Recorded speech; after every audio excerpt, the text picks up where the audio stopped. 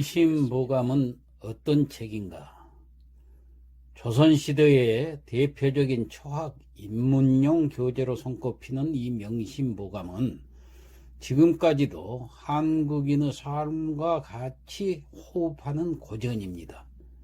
이 명심보감은 고려 충렬왕 때 예문관 대제학을 지낸 추적이라는 분이 공자를 비롯한 성현의 말씀과 소학 등의 책에서 발췌한 내용과 유불선의 그 복합된 사상을 모아가지고 1305년에 편찬한 책인데 총 19편으로 구성되어 있습니다. 안녕하십니까. 명심보감 그 88번째 시간입니다. 문장을 보겠습니다. 주 불치인 인자취여 색 불미인 인자미니라. 주 술주자지요. 이게 주어가 됩니다. 불취 취하지 않다 불취 이게 동사가 되죠.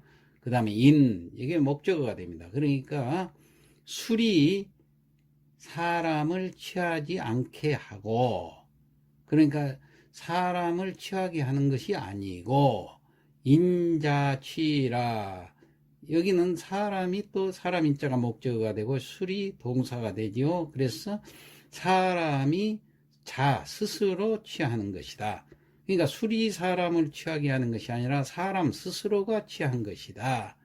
그런 얘기예요. 그 다음에 색불미인 인자민이라. 색은 여색을 좋아하는 것은 미혹시키는 것이 아니에요. 사람을. 그러니까 색이 사람을 미혹시키는 것이 아니고 인자민이라 사람이 스스로가 미혹되는 것이다 그 말이에요. 그러니까 술은 사람을 취하게 하지만은 이는 사람 스스로가 취하고 싶어서 마시는 것이기 때문에 사람이 취하는 것이에요. 술이 그렇게 하는 것이 아니에요. 술 핑계를 댈 것이 아니에요. 그 다음에 아름다운 여자가 미혹시키는 것이 아니라 스스로가 미혹에 빠져서 아름다운 여자를 탐하는 거예요. 그렇기 때문에 이 모든 것은 자신의 탓이다. 그런 얘기가 되겠습니다. 다음 문장. 공심을 약비사심이면 하사불관이며. 자, 여기서 공심이라는 것은 공적인 마음쓰기 그런 것입니다. 공적인 일에 가서 자기 사적인 일이 아니란 얘기요. 만약 비사심이면은 만약 사심에 비교한다면 하사불변이며 그랬으니까 무슨 일이든 변이란 것은 분별할 변자입니다. 무슨 일인들 분별하지 못할 일이 있겠으며 그런 뜻입니다. 그 다음 도념을 약동정념이면은 성불을 다시이니라. 도념이라는 것은 도를 행하려는 마음을 얘기합니다. 도를 행하려는 마음이 정념과 같다 같으면 정념이란 건 애정이란 얘기예요. 그 애정을 쏟는 것과 같이 쏟는다면은 부처가 될 때가 많다. 부처와 같이 그 초월한 경지에 이를 수가 있다. 이런 뜻입니다. 조금 어려운 말이죠. 그러니까 이 말은 공적인 마음 쓰기를 할 때 개인적인 일에 마음을 쏟듯이 하면은 안 되는 분별되지 않을 일, 그러니까 안 되는 일이 없게 되고 그 도를 행하려는 마음이 불타오르는 그 애정처럼 만약에 갖게 된다면은 부처와 같이 초연해질 때가 된다. 이런 얘기가 되겠습니다. 자, 다음 문장 보겠습니다. 염계선생이 왈 교자언하고 졸자묵하며.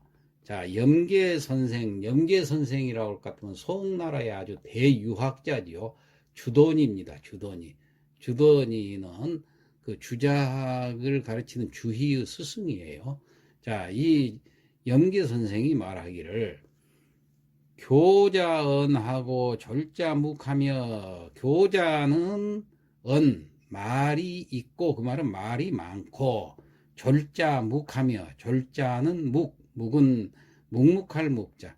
그러니까 침묵을 하면 말이 없다. 그런 얘기예요.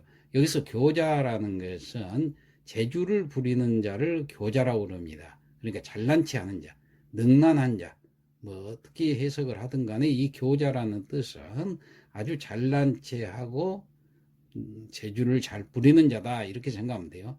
그다음 졸자라는 것은 서투른 자인데 여기서 서투른 자라는 것은 뭐 잘못해서 서투른다는 것이 아니라 덕을 드러내지 않으려고 하는 자. 그렇기 때문에 덕이 있는 자다. 오히려 이렇게 해석을 하면 됩니다. 그래서 교자는 능란한 자, 즉 교자는 말이 많고 졸자는 말이 없다 그랬어요. 다음 계속해서 읽어보겠습니다. 교자로 하고 졸자일하며 교자는 로는 수고로울 로자 수고롭고 그 다음에 졸자는 편안한 일자 편안하고 다음 교자 적하고 졸자 덕하며 교자는 적이니까 해칠 적자지요. 남을 해치고 그 다음에 졸자는 남에게 덕스럽게 대하고 정반대로 대치가 되죠. 그 다음 교자는 흉하고 졸자는 길하나니 그렇게 되기 때문에 교자는 흉한 꼴을 당하고 졸자는 길한 일을 당한다. 그런 얘기예요. 오호라 감탄사지요. 오호라 천하조리이면은 천하가 이렇게 졸박하게 살면은 못난 듯하게 살면은 형정이 철하여 형정이라는 것은 죄를 지어가지고 다스리는 그러한 정치를 형정이라고 그러죠. 죄를 짓는 사람들이 철은 사라질 철자예요. 철수한다고 그러죠. 사라지고 상안 하순하며 상안 윗사람은 안 편안하고 하순 아랫사람은 순종을 해가지고 풍청 폐절이니라. 풍청 풍속이 맑을 정자 풍속이 맑아지고 폐절 폐습이 그 못된 습관들이요. 폐습이 절이라는 건 끊어질 절자 끊어질 것이다. 자 다시 해석을 해보면 저기 교자는 말이 많고 졸자는 말이 없으며 교자는 수고롭고 졸자는 편안하고 교자는 남을 해치고 졸자는 덕스럽고 교자는 흉하고 졸자는 길하다. 아 천하가 못난 듯 하면은 형정이 사라지고 윗사람은 편안하고 아랫사람은 순종하며 풍속이 맑아지고 폐습이 끊어질 것이다. 그러니까 교자보다도 졸자가 되라는 얘기예요. 자 교란 말을 잘하고 모든 일에 그 능숙한 것을 뜻한다고 그랬죠. 졸이라는 것은 서툰 듯 하는 것을 얘기한다고 그랬어요. 그러니까 매사에 능란하면 좋을 것 같지만은 사실은 그렇지 못하다. 능란한 자는 서투른 듯한 사람에 비해서 말이 많고 항상 바빠서 수고롭고 자신을 해치게 돼서 오히려 흉하게 된다 그런 얘기. 그래서 천하 사람들이 모두 졸하면은 형법이 필요가 없고 폐단이 없어질 것이다. 사실은 이 염계 선생은 송나라 때 대유학자인데 이 글은 다분히 그 도가적인 색채가 강합니다. 도가에서는 지혜와 그 자기적인 가치관을 부정을 하지요. 그래서 무의의 상태, 무의자연을 지향을 하지요. 그래서 소박하고 절박하게 살아나갈 것을 주장하는데 이 유학자가 이런 도가적인 얘기를 하는데 결국 도가나 유학이나 마찬가지 서로 관련이 있는 거예요. 이 글에서도 절박한 삶을 강조하며 또한 법인이 형벌 같은 거 인위적인 정치를 부정하는 말이 많이 실려 있죠. 그래서 이 글에서 교자는 유학자들을 가리키고 졸자는 도가와 성인을 가리킨다고 생각을 해본다 할 것 같으면은 오히려 이 주염계 선생은 대유학자라는 점을 감안해서 이 글은 좀 파격적으로 느껴지는 글입니다. 그러나 유가나 도가 이 두 사상이 결국 지향하는 궁극적인 목적은 인간은 무의 자연 속에서 살아야 된다는 얘기예요. 다만 그 방법론을 달리할 뿐이지 상호 보완적인 사상 체계라는 점에서는 동일한 면도 있다. 이렇게 생각을 하겠습니다. 그 장자는 또 그의 저서에서 유학자들을 도둑에 비유해서 아주 비판한 일도 있고 그래요. 즉 유학자들은 사람을 무의의 상태에서 자연의 일부가 되어 살아가도록 하지 않고 온갖 인위적인 가치관들, 예를 들면 뭐 인위예지라든가 이런 덕목들을 만들어 가지고 인간을 자연으로부터 괴리시켜 가지고 이 자연스럽지 못한 삶으로 몰아넣는 도둑들에 비유한 경우가 있었습니다. 이 장자의 말입니다만은. 자, 오늘 여기서 이 글을 보니까 이 대유학자가 이렇게 얘기를 한 것 보면은 이 대유학자도 이 무의의 상태에서 인위적인 어떤 가치관을 억지로 주입시키려고 하지 않는 그런 모습들이 보이지 않아요. 그래서 이건 참고로 여러분들에게 말씀을 드렸습니다. 자, 다음 문장 보겠습니다. 역왈 덕리 위존하고 지소의 못되면은 무화자 선이니라. 자, 역왈, 역이라는 것은 여긴 주역을 얘기합니다. 주역에서 말하기를 덕미, 덕이 미는 적을 미자죠.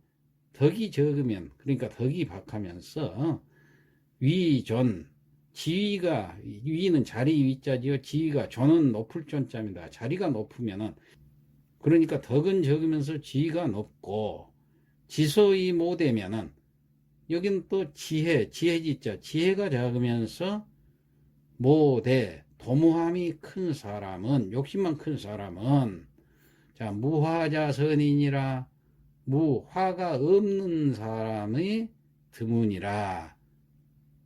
화를 당하지 않는 사람이 적다. 그런 얘기예요.